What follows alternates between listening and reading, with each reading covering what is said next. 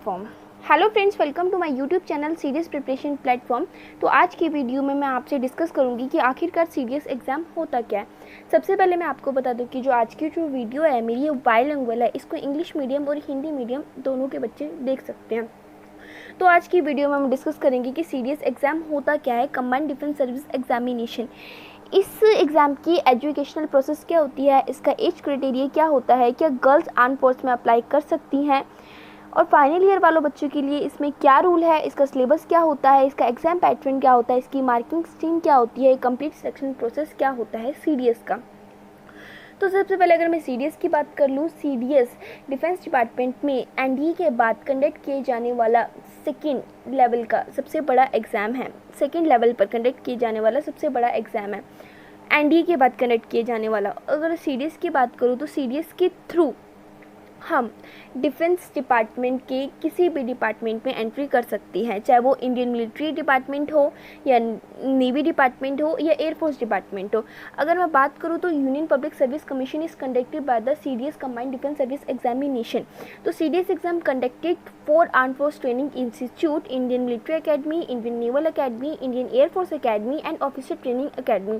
And then we have two types of commissions in CDS. First of all permanent commission and short service commission. Permanent commission by the combined defense service examination, you get permanent commission which is till the age of retirement and it is of minimum 20 years only to provide male candidates for permanent commission। यानी कि permanent commission में सिर्फ male candidate apply कर सकती हैं। permanent commission under in Indian military commission, Indian naval commission, Indian air force academy. इसमें permanent commissions में ये 3 इंस्टीट्यूट आते हैं और इस कमीशन में, परमानेंट कमीशन में सिर्फ मेल कैंडिडेट अप्लाई कर सकती हैं, फीमेल कैंडिडेट इसमें अप्लाई नहीं कर सकती।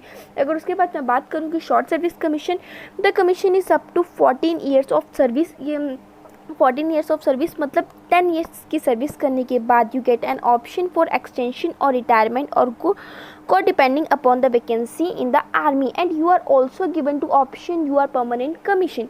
यानी कि 10 ईयर सर्विस करने के बाद आपके पास एक ऑप्शन होता है शॉर्ट सर्विस कमीशन में कि आप अपनी रिटायरमेंट लेती हैं या फिर आप और सर्विस करना चाहते हैं, ये आपके ऊपर डिपेंड करता है। और शॉर्ट सर्विस कमीशन में आपके पास परमानेंट कमीशन का भी ऑप्शन आता है और परमानेंट कमीशन में ओनली मेल अप्लाई कर सकती हैं, बट शॉर्ट सर्विस कमीशन में only both male and female apply कर सकती हैं। और short service commission under in officer training academy, जिसमें both male and female candidates apply for OTA entry, but permanent commissions only apply for male candidates, but short service commissions both male and female apply for OTA। मतलब OTA में, पर short service commission में एक simple सी language में मैं बोलूँ कि OTA में मेल एंड फीमेल दोनों अप्लाई कर सकते हैं, लेकिन परमानेंट कमीशन में सिर्फ फीमेल अप्लाई कर सकती हैं। परमानेंट कमीशन में सिर्फ मेल अप्लाई कर सकते हैं और शॉर्ट सर्विस कमीशन में both male and female apply कर सकते हैं। अगर उसके बाद मैं बात करूँ वैकेंसी की, तो वैकेंसी में इंडियन मिलिट्री एकेडमी जो कि हमारी देहरादून में है, इसमें 100 वैकेंसी होती हैं। और इंडियन नेवल एकेडमी जो कि हमारी इजीमोला में है, ये इसमें 45 वैकेंसी होती हैं। एयरफोर्स एकेडमी जो कि हैदराबाद में, इसमें 32 वैकेंसी होती हैं। ऑफिसर ट्रेनिंग एकेडमी जो कि हमारी चेन्नई में है, ये both male and female. Then man के लिए 225 वैकेंसी होती हैं और वुमेन के लिए 16 वैकेंसी होती हैं। तो हमारे पास इसमें टोटल वैकेंसी 418 वैकेंसी होती हैं।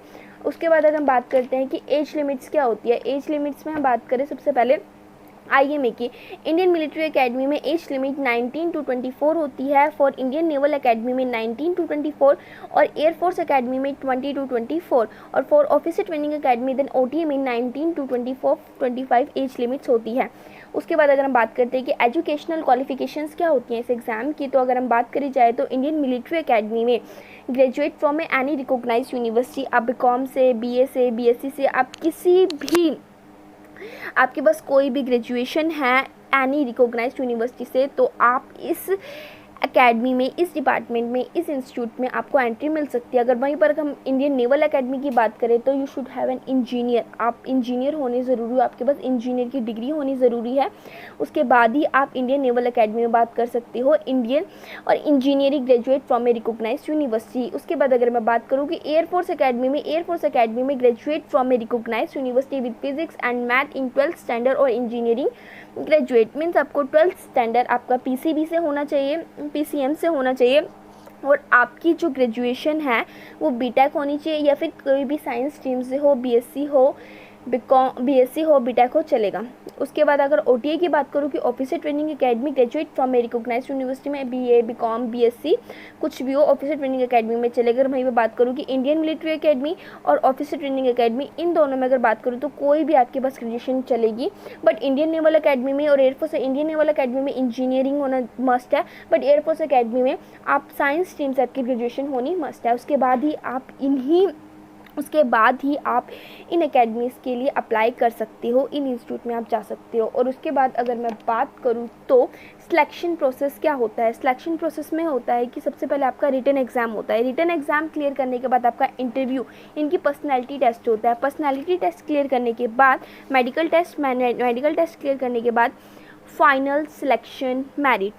So that means first of all written examination, those who you clear the cutoff for the respective force, then they are called for the SSB interview, the service selection conduct interview, which is respected by the force. And second one, those who are recommended through the SSB to get into the armed force, then they are sent for a medical test exam, and after the completing the medical exam, then the final selection merit system. और इसके बाद क्या करता है कि जो CDS है वो आर्म फोर्स के रिस्पेक्ट में आपके लिए ज्वाइनिंग इंस्ट्रक्शन इशू करते हैं। तो जितना भी this is an overview of selection process of CDS। ये आपका जितना भी ओवरव्यू है ये सिलेक्शन प्रोसेस है CDS का। उसके बाद अगर मैं देखूँ कि रिटन एग्ज़ाम की मैं बात करूँ तो रिटन एग्ज़ाम आपका, इसमें रिटन एग्ज़ाम में English, general knowledge, elementary, mathematics. अगर इंग्लिश की बात करूँ तो इंग्लिश में आपका मिनिमम मार्क्स 100 मार्क्स का आता है, जिसमें से आपके 120 क्वेश्चंस होते हैं। और अगर जनरल नॉलेज की बात करूँ तो इसमें मिनिमम 100 मार्क्स का आता है, इसमें 120 क्वेश्चन और ड्यूरेशन इनकी 2 आवर्स की होती है। और एलिमेंट्री मैथमेटिक्स की बात करूँ तो आपका 100 मार्क्स का होता है और उसमें क्वेश्चंस भी 100 ही होते हैं, इसमें क्वेश्चंस भी 100 होते हैं और आपकी ड्यूरेशन 2 आवर्स होती है। अगर मैं OTA की बात करूँ, यानी कि OTA में आपको इंग्लिश एंड जनरल नॉलेज, ये दोनों एग्ज़ाम ही आपके लिए नेसेसरी हैं, सफिशिएंट हैं। आपको इंग्लिश और जनरल नॉलेज ही आपको इसमें देने पड़ते हैं, आपको एलिमेंट्री मैथमेटिक्स में नहीं देनी पड़ती, सिर्फ आपको इंग्लिश और जनरल नॉलेज सिर्फ OTA के लिए होते हैं। क्लियर। अगर उसके बाद मैं बात करूँ कि SSB इंटरव्यू 2 स्टेज में होता है, स्टेज 1, स्टेज 2। वैसे तो SSB इंटरव्यू 5 डेज़ का होता है, लेकिन ये 2 स्टेज में डिवाइड होता है। स्टेज 1 यानी कि फर्स्ट डे, इसमें picture perception and description test होता है एंड ऑफिसर इंटेलिजेंसी रेटिंग होता है। स्टेज 2 में तुम्हारा psychology test, group test officer जिसको तुम GTO बोलते हो, टास्क होता है, इंटरव्यू होता है, कॉन्फ्रेंस होती है। कॉन्फ्रेंस का मतलब लास्ट डे कॉन्फ्रेंस होती है, इस दिन सब लोग मिलते हैं और आपकी परफॉर्मेंस डिस्कस करते हैं और आपको फाइनल रिजल्ट बताते हैं कि आपका सिलेक्शन हुआ है या नहीं हुआ। This is the whole process of selection of CDS। कि मैंने आपको इसमें सब बताया कि इसमें क्वालिफ़िकेशंस क्या होती हैं, एज क्राइटेरिया क्या होती है और सिलेक्शन प्रोसेस क्या होता है, रिटन एग्ज़ाम क्या होता है। ये सब CDS